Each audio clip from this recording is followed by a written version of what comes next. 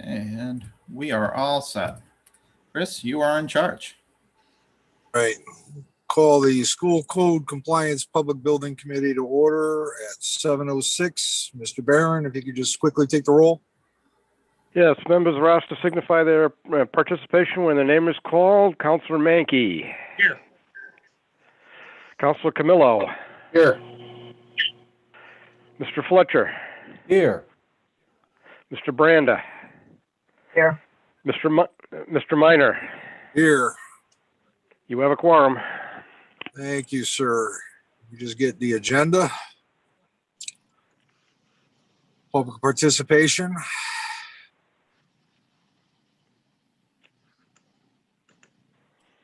Our only public person is Jeff. Right. We could continue on to the agenda at hand. And project status. Yeah, with the architect not being present, I'll quickly go down the project status. We hired Noble Construction to do a number of items for phase 3 of the code compliance project. This project was a result of the Office of Civil Rights having gone through and done a thorough inspection of the high school and the grounds for compliance for those who are physically challenged. And we started at the outside and are working our way in. So this is phase 3 of our project. And it involved some door closers, it involved some sinks and some counters. And as a result of this work, the work has now been completed by Noble Construction, who was retained as a result of a bid in December 2017. And their bid was $87,450 at the time. They have one change order, which we'll be reviewing later on this evening. And they basically have done steel undermount sinks and put in cabinets and door closers and countertops. So the work is now completed, and the contractor is looking for their money.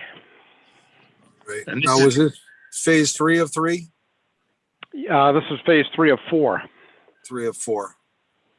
So there's one more phase to go? That is correct. What's the 4th phase involved? Actually, there are other things that are left, and I'll leave that to Lou if Lou's on and wants to go through what some of those are. But I think there are bathroom modifications that need to be made and some other things for teachers who may be physically challenged. But there are some other items that are outstanding.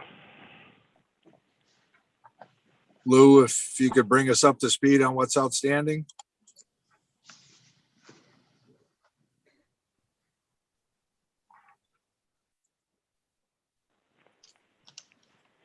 I think we lost Lou. I think we lost Lou. Yeah. Well, anyway, I know that there's some bathroom work that's outstanding and some other interior work. All the exterior work has been completed. Okay, so this is closing out 3 of 3 to date, correct? That is correct. And the total project budget for this was $105,944. And that included $87,450 for the contractor, $8,000 for the architect, and roughly $10,000, a little less than $500 for contingency. And to date, there has been no contingency that's been spent. Okay. And this has already all been budgeted already, right? Yes. Okay. Yes, this is account. I can give you the account number if you want it. 30900-88931. It won't make any sense to me, so it's okay. Right. Okay. Do you have the change yes, order? this money has been budgeted. Yep. Please. Do you have the change order that you can put up, James, or no? The I detail? do. Lou is back on if you did want to ask any questions.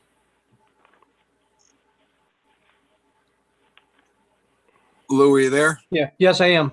I don't have Okay. any questions. If anybody has a question of me, maybe, but All right, do you know what is left in phase 4? And has that been budgeted yet? okay. There is money still in the account. Jeff will have to tell you exactly what it is. There was a big, long audit document. The two major things left to be done are associated with the teachers' lounges on the second and third floor at the high school. And this project is exclusively for the high school. The access to the bathroom, the doors are too narrow. The door swings are incorrect. It does not provide accessibility for a staff member to utilize those bathrooms correctly. So we have to reconfigure what is in those spaces and change around how that area is organized. If you haven't been there, it would be kind of elusive for me to describe it, but it's basically a little foyer with a very small bathroom that basically you have to take the foyer and the bathroom and put them together as one larger space. Okay. Take down the intermediate walls and move some fixtures around in order to get the clearances for wheelchair accessibility. And has a RFP been developed yet for that phase, or are we just closing this and not worried about that for the moment? Correct, right. Yeah, for going into the next phase, we have to just decide what will be the best approach for us to take. And this was the end of a state grant project, so I have to do all the filings to close it out at this point. Okay, The direction where it goes from here will be really, and Jeff and I'll have to kind of chat about, the anticipated costs and the best approach for it, and then develop a strategy for it. okay. Well, James, do you have the change order? Do I? James? James has it, and he should be able to put it up on the screen for you. It's $913.66. And that's all we need to take action on tonight, right? That is correct. All right, get a motion to make the appropriate change order? I move we approve the change order for $913 and whatever cents. Second. And who is making the motion, please? Tim Menke. Motion, Okay, thank you. Mike Camillo, second.